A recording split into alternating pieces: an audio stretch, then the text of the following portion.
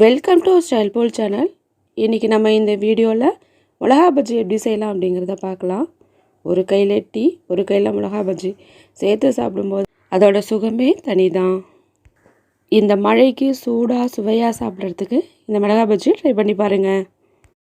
பஜ்ஜி மிளகா ரொம்ப பெருசாகவும் இல்லாமல் ரொம்ப சின்னதாகவும் இல்லாமல் இதேமாரி மீடியம் சைஸில் நம்ம செலக்ட் பண்ணிக்கலாம். இதை கட் பண்ணும்போது இதே மாதிரி காம்போடு சேர்த்து கட் பண்ணுங்கள். இதே மாதிரியே ஒரு மிளகாவை ரெண்டாக கட் பண்ணிக்கலாம். கட் பண்ணும்போது இதே மாதிரி காம்போடு சேர்த்து கட் பண்ணிக்கலாம். இப்போ எல்லா மிளகாயும் கட் பண்ணியாச்சு.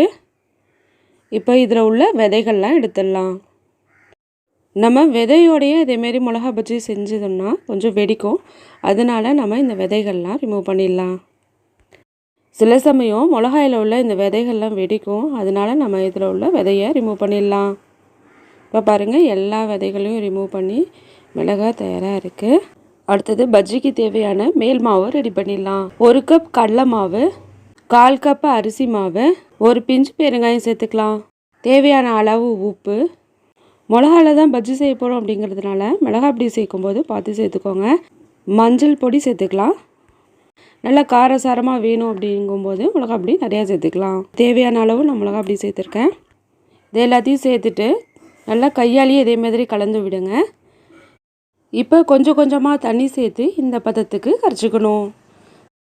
ரொம்ப தண்ணி ஊற்றி கரைச்சிடக்கூடாது. இந்த பதம் கரெக்டாக இருக்கும். இப்போ கட் பண்ணி வச்சுருக்கிற எல்லா மிளகாயும் இந்த மாவில் சேர்த்து டிப் பண்ணி வச்சுக்கலாம். இப்போ எண்ணெய் நல்லா காஞ்சிடுச்சு. இப்போ இந்த டிப் பண்ண இந்த மிளகாவை எண்ணெயில் பொரித்து எடுத்துக்கலாம். 2 பக்கமும் இதே மாதிரி திருப்பி வச்சு நல்லா பொரித்து எடுத்துக்கலாம்.